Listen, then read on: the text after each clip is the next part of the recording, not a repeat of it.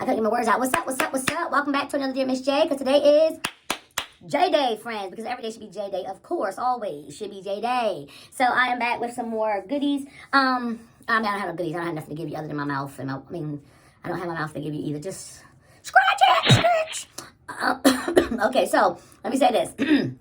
Miss J been a little under the weather. I don't got that Rona, but I've been a little under the weather with my nose in this area here. Pop, pop, pop, pop, pop, pop, pop, pop, pop, pop, pop, pop, pop, pop. Anyway, so I have a cough drop. I'm gonna put it in my mouth because today I started with this little cough. It's not a dry cough because I know everybody trying to go to a dry cough. It's corona and COVID. Let me go look at the sample. No, it ain't it. Okay? There's other illnesses and viruses out there other than corona. So have a seat. Cough drop halls. It's in my mouth. All right, y'all ready? Let's get into it. Okay. Let's see. Where we at? Why am I so confused? What's going on here, people? ID code 051. ID code 051. Dear Miss J, should a Christian date a non-Christian? Your thoughts. Should a Christian date a non-Christian? So, Miss J is a believer of the Holy God, of Jesus. I think you all know that by now if you watch any of my other videos. I am a saint of the Most High God. So, I'm going to come from two spaces. Growing up, we were taught that believers should not be yoked with non-believers. And they consider that being unequally yoked. So maybe my reader has also heard the news and have been taught that way. I'll say this, and I'm going to come from a very neutral stand because, you know, my readers come from all different shapes and forms and places. And, yeah, I'll say this. It is difficult. In a relationship, a marriage, dating, any of the sort, you are essentially taking two different people, two different entities, two different personalities, and trying to somehow, look at the shadow, it's making them two. Look at that, it's so neat. Two different, pop, pop, pop, look at the shadow, pop. Anyway, two different, and somehow trying to combine them into one person, one entity, one unit, okay? Two units, trying to bring them into one unit. It's difficult because within those two units, you have two separate thoughts, two separate ideals, two separate principles sometimes, two different sets of emotions, two different preferences, two separate, two separate things. Y'all get it, okay? Don't make me keep trying to form the words to come to bring this stuff out. Y'all know what I'm trying to say. So trying to take that in and of itself, and even if you do have similar thoughts or similar ideals or similar principles or similar morals, or you've been taught in similar ways, it's still difficult to take two different people and try to bring them together to form one unit in and of itself, even with like-mindedness. So just imagine if you're coming from a level of not being like-minded when it comes down to your Christianity or comes down to your beliefs or comes down to your practices, behaviors, and things of that nature. That's difficult. And I always refer it back to say if you're, you meet a person, and me, I'm over here, Jane, and Jane wants children. Jane has always wanted children her whole entire life. And Jane meets Jimmy, and Jimmy's like, I don't want no kids. I don't have time for that. I want to explore, and I want to do this, and I want to do that, and I don't want children. And if Jane's over here with this and Jimmy's over here with that, and they're very two strong thoughts. Now, I'm not trying to say people's minds won't change, so don't get me wrong. Things do change. However, we should not go into anything, and women, we are good for this buffoonery. We should not go into anything, and I don't know that my reader's a woman, but I'm just going to throw this in. It's going to be a little tip. I want the little tip in the bucket. The tip in the bucket. We are good for this, thinking that we're going to be able to go into something, go into a relationship and change a person's mind or change what they say they want or change their thoughts. That should not be your expectation when you're going into any relationship, that I'm going to be able to change a person. If they happen to change while we are together or in the unification of us, they happen to change. By all means, that's great, that's wonderful, whatever. But do not do it thinking with the perception or the precept that you're going to change them or you're going to make them this or make them that. If they said they did not want to get married, they didn't want kids to begin with, your booty and your coochie is not going to make them suddenly now decide that they want to get married and they want children. So, and we can't be mad later when 6 months or a year or 2 years down the line, they're saying the same exact thing they said in the beginning of the relationship before you ever got with them. We feel like it's going to make them switch up. No, your cooch ain't that good. It's just not. I'm sorry. And Miss J had me the one to tell you, because all your life you thought that it was worth and good. And it's good. It might be nice. But all your life you thought, this is terrible. All your life you thought that it was going to be enough to have powers to change people's mind. It does not. It doesn't. That may be in a second that it's lasting. But it ain't going to change somebody forever. And the same thing for men. Your rod and your staff. It's not enough to change a hoe into a housewife. It just can't. I'm sorry. It can't. It ain't that good. It's not that wonderful. Okay? You're not that wonderful. So anyway, my point is that people can change their mind and things change. However, don't necessarily do something in hopes that that is what's going to happen. Because then at the end of the day, you end up setting yourself up for heartbreak and all of that, because you really, Jane over here said, I really, really want kids. And I thought that maybe I was going to rub off on him. Preferences are not contagious. I'll say it again. Ideals, thoughts, and things, preferences, they're not contagious. It's not corona. It's not airborne. Just because I'm around you and I want children does not mean somehow you're going to catch wanting kids either. If you don't want them, then you just don't want them. And that's fine. Everybody is entitled to what it is that they want, but we have to accept that and know that going in. Now, back to my reader, and I'm so sorry for getting off track over here. Got off track, my dirt bike, and went off the road. I'm back on the road now. I'm back on the beaten path. Back to my reader. When it comes down to that, it is much more difficult to try to adorn yourself in a relationship with a person who has different beliefs and thoughts than you do, period. Regardless whether it's Christianity, regardless whether it is they should have more than one wife or one, whatever, regardless of what it is, it's difficult, is what I'm trying to say. I'll give you an example. In Christianity, and we believe in fasting. And when you fast, that means you can't give up the cookies. And this is when you're married. Now, you shouldn't be giving up cookies anyway if you're not married. Like, you fast, like cookies and keep in a cookie jar. But trying to take time to explain to a non-believer, someone that does not know or is not familiar with what all of that means, trying to take time to try to explain it to them. I gotta fast, and they're like, why you gotta fast for? What's it for? What's it supposed to be? What's it that? And they ask all these questions. And not that it's not good, because you should be able to know how to explain it and talk and explain to people. But when it comes down to the parameters of your relationship and things like that, sometimes it makes it more difficult for you to be able to get along.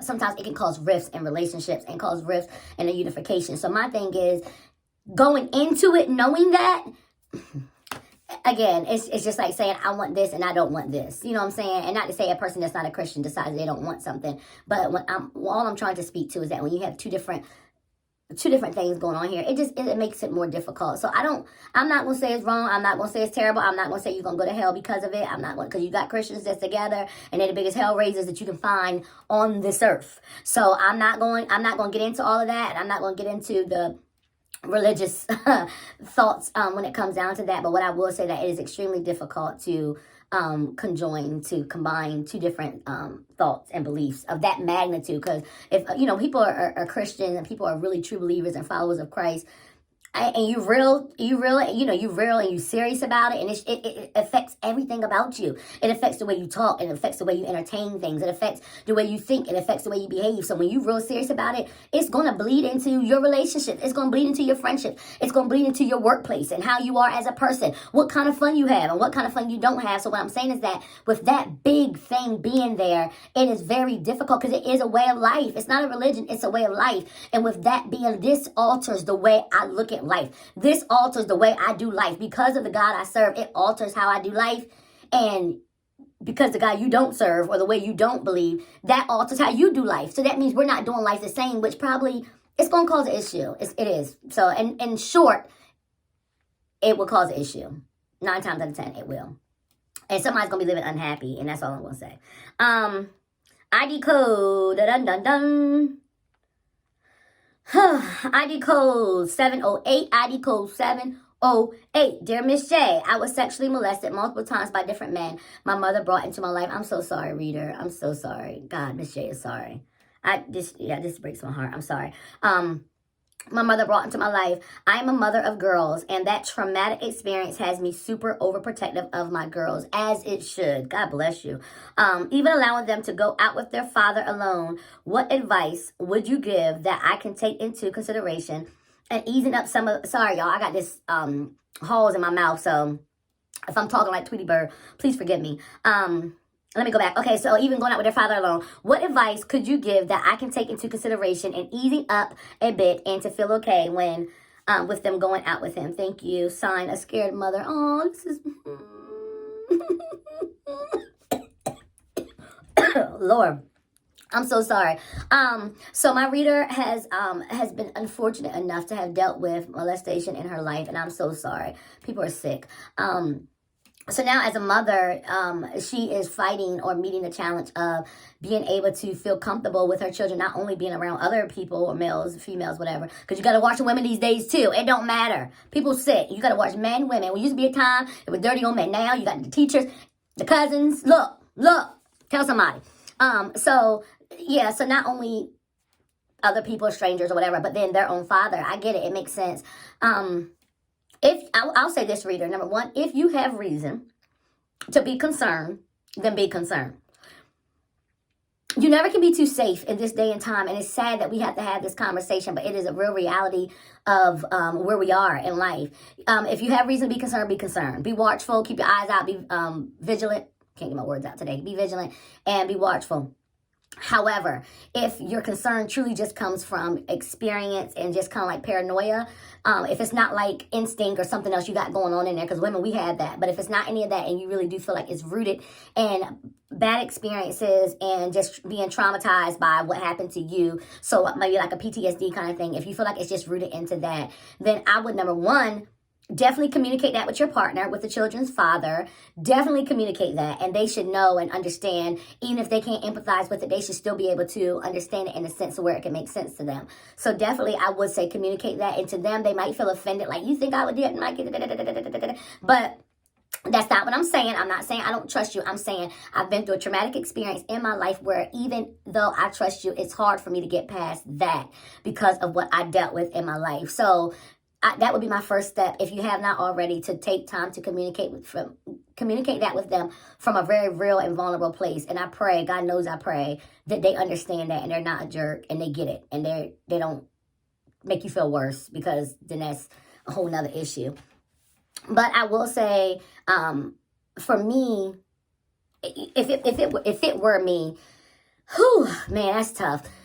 You will just have to get to a point where you're able to kind of like just release some of that and be able to let it go. Therapists and being able to go to counseling and things sometimes have abilities to help you let some of that stuff, like where you can work through some of that. And it's good, reader, that you're able to address it and to acknowledge that that's what it is. Because sometimes people, the hardest thing is just knowing and seeing what the problem is and being able to at least acknowledge it, so that you can acknowledge, hey, this happened to me and now I'm having a hard time being able to let the reins go when it comes down to my own children, my own girls. Because you don't want nothing to happen to your babies. No, that's your babies. And you don't want nothing to happen to them. I don't want nothing to happen to mine either. But definitely being able to get to a point where you have to start releasing some of that stuff and start releasing it. And sometimes the best way to do it is by practicing it. By practicing letting go of those reins a little bit, so then that way you can start to become more comfortable, because it might not be a thing of cold turkey where it's just going to happen overnight or where you'll be able to feel 100% comfortable overnight. But as you release the reins some, but when I say the original release was releasing that trauma within yourself, to be able to work through some of that, to let some of that stuff go, to let some of that stuff off of you, let some of those broken and those scarred and hurt areas in your heart, your life, in your soul, in your mind, to let some of that stuff heal, get some help so some of that stuff can heal to a point where you can become whole again and you can become more trusting again, because that stuff leaves a stain. It leaves a residue on your life and how you have relationships with people in general, and now how you have your relationship with your children and the relationships they didn't have with other people. So my first release that I was talking about was allowing some of that stuff to release and slough and be able to move itself off of you. And that's going to come as a process. It's going to come with help, and it's going to come with, like I said, if you can get a good counselor, a good therapist, someone to talk to, whether it be a pastor at your church or someone that maybe also has overcome, that's a survivor of it, that has worked through a process, be able to get some of that stuff off of you, so that way you're not allowing it to hold you bondage or hold your mind hostage to that space. That anytime my kids with anyone, including their father, there's a potential that they're going to be messed with. Especially as it pertains to your husband. And like I said, if it's a person you truly trust, or your husband or their father or whatever, a person you truly trust. But as you release it from you, then you probably will be able to then release some of those reins a little bit. You know what I'm saying? You're probably really, and then your partner or the child's father, once you have that conversation with them, they'll be able to know how to better serve you, in the sense of like, where they're a little bit more careful, where they're a little bit more cautious with their words or what they say, because they know you are dealing with this trauma and that you are trying to work through it. but for them to be patient with you as well. So that's why the other reason why it's important to talk to them about it, so everybody's on the same page. They know, like, hey, this is something I'm going through, something I'm dealing with. I really do want to let the babies go with you, and I really want them to be able to spend time with you, this, that, whatever. But this was something I dealt with, and I'm having a hard time with it. So that way everybody's on the same page, and we can move forward, and we can be able to release some of these things off of us. But I pray for you, reader, because it's a very real thing, and it's very hurtful. And even though there are things that happened in the past and years and years and years ago, it still lives with you, right? Just as present today as it did then. So to make people, sometimes people feel like, oh, just let it go, just get over it. And that's not what I'm saying by far. I'm not saying let it go, get over it. I'm saying go through processes so that you can heal. This is not about letting it go to get over it to make other people feel more comfortable with you. This is for you to feel more comfortable with you, for you to heal, for you to be okay, for you to be whole. Because sometimes people want you to forget about things because they want to feel more comfortable around you, or they don't want to feel the fact that you hold on to stuff. I'm not worried about you and you being okay with me. I got to be okay with me. And once I'm okay with me, then if you get it or you don't get it, look, that's on you. That's on you, boo-boo. I'm not going to try to slough my stuff off and get past it so that you can feel more comfortable with being whatever kind of person you are. So don't let people make you feel that way either. And sometimes because people are insensitive, they will make you feel like you just need to get over it. It was over with. It was done with. You know, especially us. Sometimes we like that. We just want to go past stuff and just move past it and expect you to act like it never happened when... No, this ain't the Men in Black. We ain't clicking no pens and stuff just going to disappear and we supposed to forget about things. It don't work that way. We have to heal. You have to heal, and you deserve to heal. And it's your privilege and it's your right to heal from the hurt that was caused to you. It is your privilege and it is your right. So exercise your right by all means necessary. Exercise your right so you can be the best person, not just for your children or your family or friends, but so you can be the best person for you.